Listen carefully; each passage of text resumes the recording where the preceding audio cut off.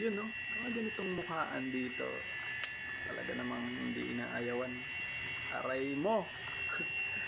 So sa mga nagtatanong kung mahirap bang mag-abroad, so, hindi naman mahirap. No. Ganito lang cycle ng buhay mo dito. Trabaho, bahay, trabaho, bahay.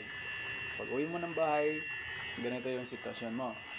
Luluto ka ng ulam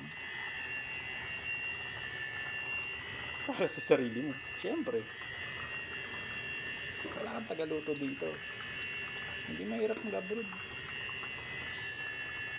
Pag uwi mo, walang pagkain. Mag-aasikaso ka para sa sarili mo. May sakit ka, ikaw din mag-aasikaso sa sarili mo. Napakadali. Napakadali ng buhay. No? Ay, nako.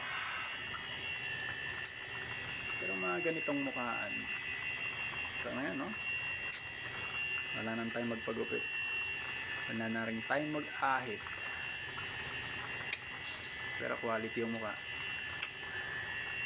Aray mo.